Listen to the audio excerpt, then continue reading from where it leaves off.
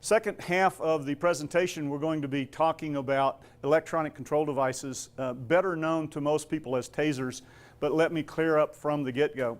Taser is the name of one manufacturer of electronic control devices. There are others out there, other manufacturers. Frequently the name is used inappropriately. It has become associated with, and frequently, no matter who made it, it's called a taser. We don't necessarily need to know that. What I want you to know, though, is the information I am going to be presenting is specifically documented through Taser, the company, which is the only big player in the game. They're the only ones out there that have any significant number of units in the field. Okay, so I just can't give you absolutes on Stinger or some of the other manufacturers out there of electronic control devices. Okay, moving on. Goals for this portion of the presentation. Give you accurate information about the whole electronic control device issue, because there is a lot of misinformation, disinformation, a lot of absolute lies that have been put out, and the media is not necessarily held to any kind of reasonable, you gotta only print the truth. They pretty much can print what they want for headlines, and we'll give you some examples of that. In understanding what electronic control devices are and are not, we hope to do the same thing with this portion of the program that we did with the first portion. Minimize risk, not only to the patient, but to the responders who have to deal with these patients, who can be sometimes extremely violent. And try to clarify some of the misunderstandings by giving you some accurate information. So, I'm going to start off by saying that although I couldn't say in every single case that out of the 2 million taser exposures that have occurred, there hasn't been one case where it's proven to be solely the result of the electronic control device or the taser. All right, so tasers really aren't killing people. Again, as I've said, there have been over 2 million exposures. Half of those have been volunteers. Slightly over 1 million actually have been police officers like myself who have taken multiple 5-second and or longer exposures in the name of science, not because I'm a slow learner. It's one of those things most people, if you've done once, that's probably one more than you want to do. But 0 deaths from the volunteers. And a lot of people say, well, yeah, but the volunteers are only taking 1 or 2 seconds. I have probably exposed somewhere north of 4,000 people because I've been teaching the program for over 10 years. I have personally witnessed people take 15-second exposures as a volunteer, not that I administered them, but in scientific testing. And I know of people who took 45-second exposures. Where I'm trying to go with this, I know you have to kind of wonder what their thought process was, but it was in the name of science. Where I'm going with this is the only people who have died after a taser exposure are people who had other ailments that in and of itself could explain the death. Now, that doesn't mean that a taser has never contributed to a death. I'm not trying to present it as a perfect force option. I'm just trying to put it in perspective. So 0 deaths proven, though we've got quite a few where tasers were blamed for the death. What we do know from looking at the numbers coming back from law enforcement is that taser devices have one of the lowest injury rates in the industry. When used correctly with good training, the number of injuries that you will have out of your taser exposures is going to be far less than any other force option you have available. And study after study has come to those same conclusions. Some of them paid for by taser. Many of them, though, totally independent. For example, the Wake Forest Department of Justice study looked at 1,201 taser deployments in the field. 1,198 of those had no significant injury at all. All right, you're going to have some little holes from the barbs or some little minor skin irritation from contact with the electricity. Out of those 1,201, there were 3 significant injuries. And those were secondary to, not directly attributed to, the electronic control device. And those are the same kind of numbers that study after study turn in. If you're looking at that from a risk management perspective, which is one of the entities that I teach for. In Texas, the municipal risk management folks are called TML, or Texas Municipal League. And they pay me to go around and explain to people the benefits of having electronic control devices as one of their force options. They don't necessarily suggest any particular brand, but they use the numbers from TASER to prove the safety of this device. So what does a risk manager do? What does he look at? He looks at frequency. He looks at how often something happens that gets you in trouble financially or gets you sued. And he looks at the severity of any given event and or accumulation of events. All right, so that's one of the things they do. Now, when TML approached me and said, we want you to teach as a risk manager, I kind of chuckled and I said, I've never done any risk management instruction. Well, what I found out was I had a lifetime of risk management instruction in the combative skills that I teach, in the combative firearms that I teach, in the tactics that I teach, because what gets you sued is what gets you hurt. The people who are good at not getting hurt are good at not being sued. Oh, bottom line, I now teach for them on a regular basis. And looking at specifically electronic control devices as a force option, if you look at lawsuits surrounding that force option, they occur very, very rarely. Go back to the numbers from the Wake Forest study and it makes sense. If you don't have injuries, it's pretty hard to have a lawsuit. I didn't say it's impossible, because anybody can sue you for anything at any time, but it's very hard to, certainly very hard to win a lawsuit if there's no injury. And in the lawsuits that have been brought, the majority of them have a very low severity. In other words, with no injury, even if you do pay to make it go away, the payoff is usually very low. There is an exception to that, and that is if you have any force option, including an electronic control device, that's involved in an in-custody or arrest-related death. And then, of course, the severity is as high as you can get. We had a recent in-custody death. Well, actually, the death was several months ago.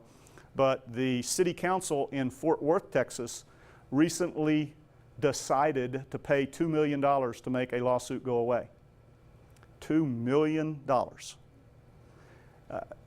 I don't have all the facts surrounding that in-custody death or arrest-related death, but I would be willing to bet if they wanted to fight it, they could win it. And looking at the track record or the history of people suing TASER, trying to claim that it was the TASER that caused the death, nobody is winning those.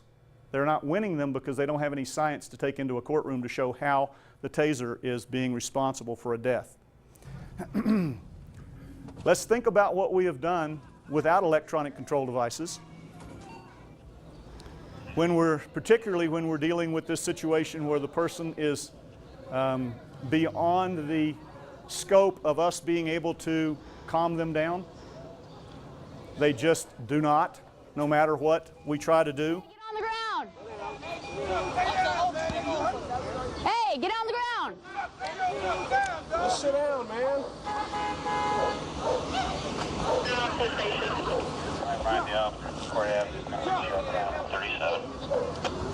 You got the race, right? Yeah, I got. Told traffic for Clark. Hey, come on! Come on, man. There you go. Okay. All units hold traffic for 361. 16th Clark. He comes near me. What? Come on! Come on, man. Let's have a seat. Sit down, man. Come on. Why don't you stay back?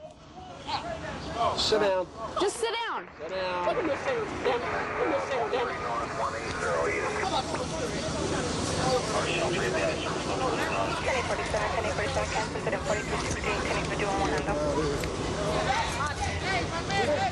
What do you want to...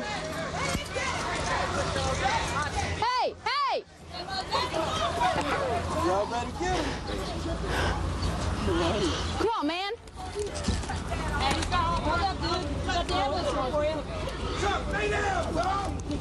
Sit down.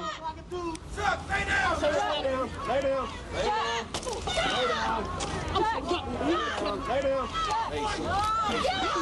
Lay down, dog. He's gonna play with you. Give me his arm.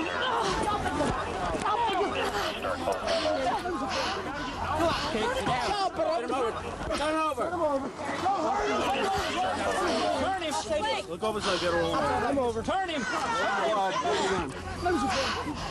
Okay, cuff. Okay, cuff him. Get the cuffs on him. 490, start closing down. We gotta get grab hold of this arm here. Got on. Cuffs. Use two cuffs. Hold on. Grab my cuffs. I got him. I got him. We got him. Hold on to the Okay. Here, give me that. Bring his right arm back. Hold on, man. Turn it to his elbow over and down. 1047, 1047, cancel, 1042, Okay, it works, and it's always worked, and if you've got enough resources, you're going to win. The public is not going to be very happy with it because the perception is, why did it take 5 or 6 or 7 policemen, trained policemen, to arrest this one guy? Well, I suggest to you it's because the public has never had to try to do that. It is near impossible. And by the way, if you're not familiar with how do you hold on to a naked, sweaty guy, you probably don't want to find out because it's not easy. Okay, let's dispel some of the myths.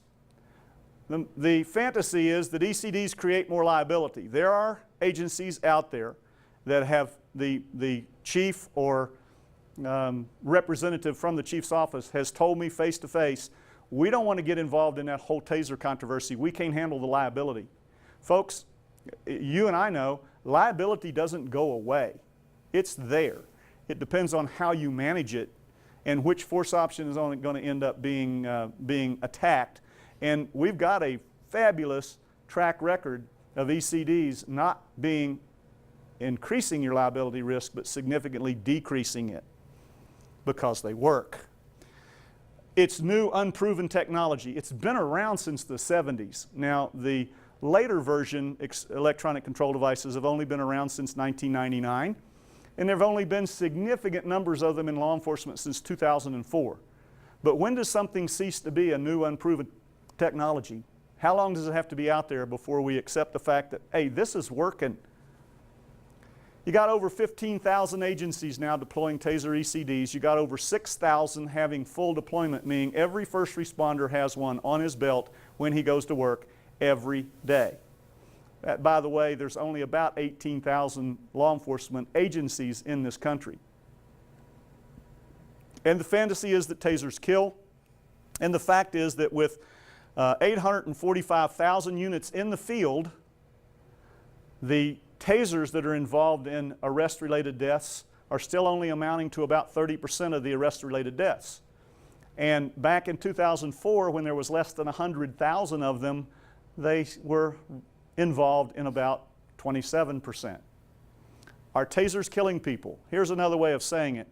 Has the number of arrest-related deaths increased by putting almost 500,000 units in the field? No, it has not. Here's what we know. Here's what we can prove. Here's fact, not fantasy, not fiction, not smoke and mirrors. If you've got a good TASER program, you are going to have significantly fewer officer injuries. And some of these, 70 and 80% fewer injuries, I'd say that's pretty significant. It's a fact. You are going to have fewer suspects injured. We don't have to make this up. Agency after agency after agency that has done their homework and put together a good TASER program are reporting similar numbers. You're going to use deadly force or lethal force less often. If you handle problems with a non-deadly force option, like a TASER, then that situation isn't going to develop to the point where deadly force is your only option. Hey, we're shooting fewer people. Now that doesn't mean that we aren't having to use deadly force occasionally, but TASER is not the answer to every problem. It's just a tool. When you have these kind of numbers in reductions in suspects' injuries, officer injuries, and lethal force being used, it's only natural you're going to have fewer complaints of the amount of force that you're using. You just are not getting into an arena where you're going to increase your exposure, you are decreasing your exposure. Significant reductions. Go ahead. You have a question. Quick question.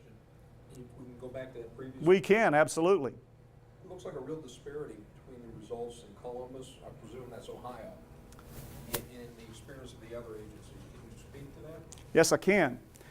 One of the critical factors in how much improvement you get in these numbers is going to be how you implement your program and what your policy looks like. If you have a policy, as some agencies have, that suggests, because of the controversy, that a taser can only be used right below deadly force, then your officers don't use it very often. If you have a policy on the other side of that, if you have a policy that allows it to be used too freely, then you get some inappropriate usage and you get some significant pushback from the community. You need a policy, and that's one of the four real key elements to having a good program. You need a policy that will allow your officers some discretion but still be generally accepted by your community. The way to do that is you have to educate your community somewhat to what this is and what it isn't. The other three factors, by the way, are getting enough tasers to impact these numbers, electronic control devices, I shouldn't say tasers if I can avoid it, having a good training program and doing a good job of tracking your stats and being transparent so that your community can see what your electronic control program is actually doing for them, not just for you. All right? Moving on, the aftermath. The media is always going to second guess you. That's any use of force that we have. If you come back with the no comment, particularly in a rest-related death, they are going to assume that you have no comment because you have done something wrong and you're trying to cover it up. Right? And the headlines, as we have said in the earlier presentation, are rarely accurate. Think about it. The day after this young man has ceased to live, the paper has claimed that he was tasered or tased to death. How do they know? Well, they can't possibly know. Could this headline be reported accurately? Teen dies after being hit with taser device. Are you not saying the same thing? Well, the difference is, one is absolutely impossible for them to know. The other is reporting the facts that you can say, yes, he died after being hit with a taser. Again, if you link those two words together often enough, taser, death, look at the seed that you're planting in the community. Tasers kill, right? Where's the proof? It's all about perception. Has a fractured fibula, given him a mild sedative, so he could be able to go on tomorrow. Daddy's gonna be so excited. All good.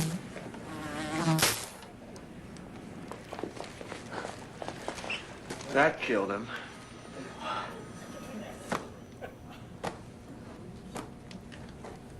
Paging Dr. Palmer. Is that not exactly what the public is doing? Dial 452. They're seeing a little piece of information based on selling media time, and they're assuming, because their perception that was intended for them to assume, that something happened. A happened before B, therefore A had to cause B, right? That's a fallacy. There's just no science behind that whatsoever. And yet, be honest, you've done it yourself. You've watched a video clip, and you've gone, oh man, that cop really screwed up. How do you know? I mean, maybe it was so obvious that you can't accept it any other way, but what happened before the camera started rolling? You don't know. What was in the mind of that officer? You don't know. What does our standard say? What do we have to know before we can judge a use of force? We have to know what that officer knew. Right? You can't judge it by watching a little 30-second video clip or even a 1-minute video clip. You can have your idea, but it doesn't mean you're going to be right. Objectively reasonable standard means we need to know what he knew. Moving on, let me give you a couple of these where the medical examiner decided that the taser was the cause of death. I want you to read this line, right? Consistent with cardiac dysrhythmia, secondary to hypertrophic cardiomyopathy, pharmacological intoxication, and electrical shock. What killed this guy? The first few diagnoses that led to the death. Was it the cardiac dysrhythmia? Was it the hypertrophic cardiomyopathy? Was it the pharmacological intoxication? Or was it the electrical shock, or was it a combination of all of them? And you're going to say all of them, and I say it might be. Prove it. Prove it. That's where the problem comes in. Here's what the doctor who made that statement said in an interview with CBS Evening News. This is the straw that broke the camel's back. The application of the taser, you can read it. I don't have to read it for you. Is that proof? No, it's an opinion. Where's the proof? Let's go on. They took this man into deposition. That's what lawyers do when you sue people, right? You get people in deposition. Let's find out what you can really prove. And they ask him a number of questions to set this up, but ultimately here's the kicker. So if you were to say that the taser device definitely caused or was a contributing cause to his death, there would be no scientific, medical, or forensic basis to make that strong of an assertion. Is that correct, sir? Yep, that's right. So he did what? Scientific guess? That won't stand up in a courtroom. This is where Taser is winning their lawsuits. They're winning their lawsuits in deposition. They've had about 140 or so. I don't have the exact numbers. Wrongful death suits brought against them. They have an unprecedented track record of having already dispatched 100 of those. They really haven't lost a case. They had a partial loss in a lawsuit out in California. This is the Heston case. And they've had a couple where they settled with police officers who received injury in training, and Taser decided it's just easier to pay to make them go away, right? They have not settled any of these wrongful death lawsuits, unlike what we do as municipalities and agencies, which is pay to make them go away. Now, it's interesting in the Heston case that the jury decided that Taser should pay over $6 million, even though I said they really haven't lost. You'll note the bottom line, the judge has already rescinded the punitive damages. There's 5.2 that has gone away. The 1.02 is still being appealed. But interestingly enough, the same jury that said Taser should pay didn't say it was because the Taser device killed Mr. Heston. They said it was because Taser didn't do a good enough job of warning the cops that it might have been capable of contributing to his death. Failure to warn. Failure to warn adequately. I say interesting enough because if you read the transcripts from this trial, there was no testimony given about whether they met the standard of warning or not. What's the point? Well, the point is that the same jury said that the Taser device was the best option available to these police officers to deal with Mr. Heston, who weighed nearly 400 pounds, had gone completely berserk, had destroyed his house, had beat up his elderly mother, and was in the process, when the police arrived, of beating up his elderly father. It took multiple police officers and multiple tasers to get him under control. Way to go, cops. Let's let Taser pay the bill. I think you see where they're coming from.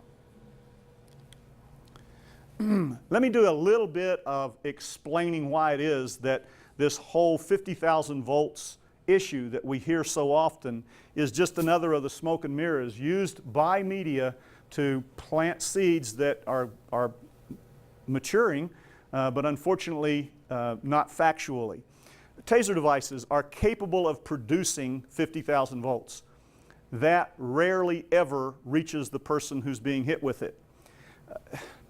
Electricity is similar to water in that neither of them build up significant pressure, that's what voltage is, pressure, without resistance. So if you've got a good probe hit, the taser is fired, both probes are embedded in the person, there's very little resistance. With an M26, the older version, they're getting about 5,000 volts to the body. With an X26, about 1,200. With an X3, it's such a variable they won't quote it, but it's less. And with the X-Rep, the shotgun round, they're getting 500 volts. Now, the volts is not the issue. Even though we're telling you it's not 50,000, even if they were hit with 50,000, it wouldn't necessarily be injurious without another element, and that is the amperage. The amperage is the flow. How much real volume of current, how many electrons, really what we're getting down to, are being delivered to this person. And the amperage is so incredibly low that it is non-injurious. There is one other component, and that is path of least resistance. you couldn't do this in a standard taser deployment, but if you were to fire a taser at someone and put one probe right here, and then take the other probe and insert it directly behind that one in the middle of their back and pull the trigger, the current would go around the person instead of through them because of path of least resistance. The current isn't going to the internal organs. Basically, you just need to understand in its simplest form that voltage is pressure, that's how much energy is pushing the electrons, and amps is how many electrons are delivered in 1 second of uninterrupted flow. That's the volume or flow rate. The taser isn't sending 1 second of uninterrupted flow. It's sending little pulses. So it's a very, very fast, it's actually 1/10,000th of a second.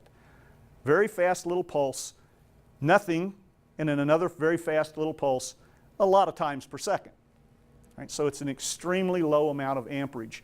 The numbers are up here. I don't expect you to remember them. It's not that important. The visual, for people who like to see, well, what does that translate to? Your wall plug that we're running all of this electrical equipment off of and the lights and everything else only has 110 units of pressure, right? So 110 units. Christmas tree bulb draws about 1 amp. That wall plug has available about 16. So you could run a whole bunch of little Christmas tree bulbs off of a standard wall plug. A taser device, even the most powerful of the taser devices, is producing less than 4,000ths of 1 amp.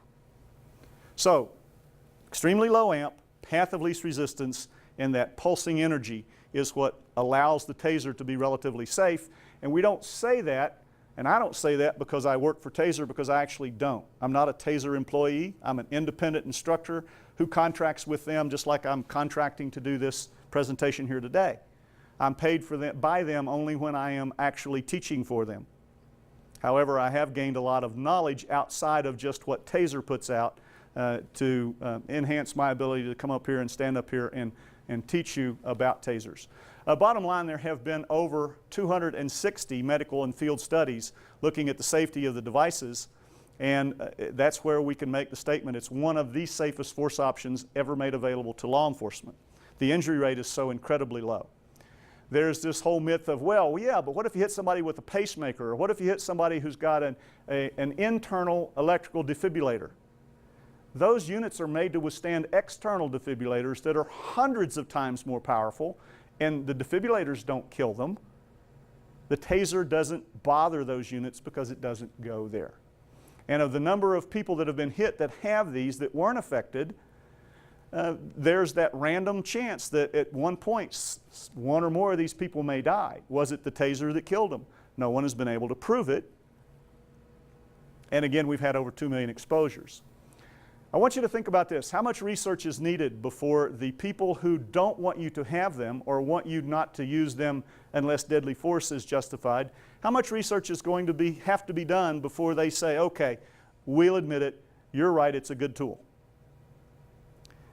Now, there isn't an answer for that, but why not? Well, maybe there is an answer for that. Why are these certain segments of society so dead set against you having this device, or only using it when deadly force is an option?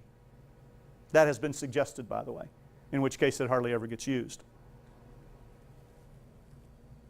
Think of the number of lawsuits that they have won against law enforcement for using any other force option you choose to put on the table. And millions, hundreds of millions of dollars have exchanged hands where we lost these lawsuits, and they claim that positional asphyxia, compressional asphyxia, restrained asphyxia, on and on and on, nightsticks, pig piles have caused someone to die. And then you look at the number of lawsuits that they've won against Taser, and I can't help but believe that financial motivation has a part to play in why Amnesty International and the American Civil Liberties Union wants to voice so violently their disapproval of this device. Okay, we can use the tried and true techniques. Polyester pig piles do work. Do we really want to return to the good old days? Do we really want to take away the tasers because somebody's telling us they're dangerous? Do we want to go back to that which we know works, but which, well, let's take a look at it.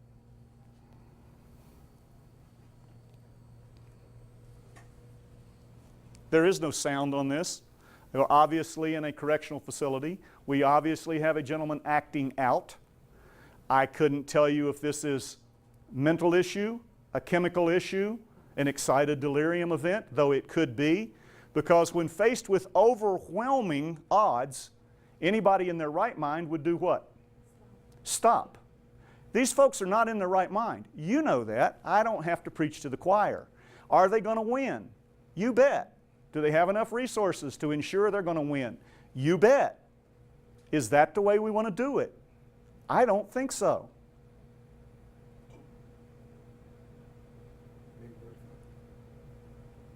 Specialty impact from 10 feet. Should have been about 35 feet. Bottom line is, what's going to happen if this guy dies? The plaintiff's attorney, and there will be a lawsuit, is going to claim wrongful death. And he's going to find out everyone who's in that hallway, and he is going to suggest to the jury that you had however much all these people combined weighed. Let's just say 2,500 pounds.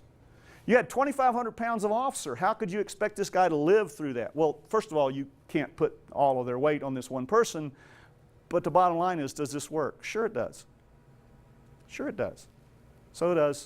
So do electronic control devices. So they work. They work extremely well. They work extremely fast. You do need to have a really good training program and the other issues that we touched base on to minimize the number of, let's say, negative events that you're going to have. And there's controversy out there. Don't buy into the headlines. If you don't want to take my word for it, and if I were you, I wouldn't, research it. Look deeper than just the surface. Look at the facts. Kind of hard to know sometimes when you're going online who's motivated to put what they put on there. But you dig and you'll find them. We know, and research has proven over and over again, that if you can get a conflict over with quickly, you're going to have fewer injuries. Taser is awesome at doing that. Now, I actually don't want you to give me your questions just yet, because I left enough time to actually show you combined excited delirium and taser. And we're going to talk about this video. Back up. Down on the ground. Down on the ground. What's going on, buddy? What's going on? Down on the ground, sir. Down on the ground. First one didn't work. Probably only one probe. Second one did. Hands out on your side. Lay on your stomach now. Lay on your stomach. Get over on your stomach. Roll on your stomach. Roll on your stomach. Roll on your stomach. Hands out at your side. Get on your stomach. Get on your stomach or you're going to get it again. Get back on the lawn, you. Get back on the lawn. Roll on your stomach. Roll on your stomach. I'm going to interrupt this just for a second to give you a little background. The gentleman is totally naked, and he's walking around as if he's walking around in his front yard, but he's on 135-degree asphalt. I want you to think about how you would react if you were walking around out there today on the asphalt barefoot. He is not feeling the burn that he's getting on his feet, and it is a fairly significant burn that he's getting. Okay, and I also want you to put yourself in the place of the police officers who's responding to this guy. There are only 3 of them. Typically it takes 6 or more to do what you're going to watch them do, which is, without really significantly injuring this person, take him into custody. Now, it's not going to be pretty. And it's not going to be pretty because, in my opinion, these officers didn't cover all the bases I said about getting really good training and understanding some of the issues. But they do get there. Roll on your stomach! 508, I'm betting unit responding from Hamilton City, Paul 6, County, copy. Roll on your stomach! Hands out at your side! I'm going to keep hitting him until he gets his hands out.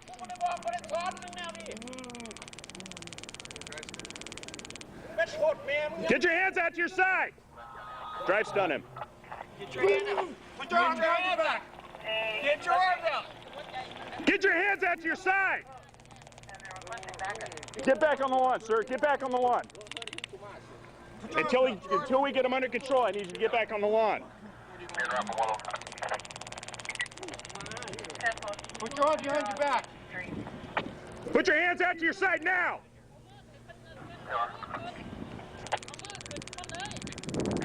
Is he going to comply? Is he going to put his hands behind his back? No. They're going to have to do it. And eventually, Get your hands out to your side. they get there.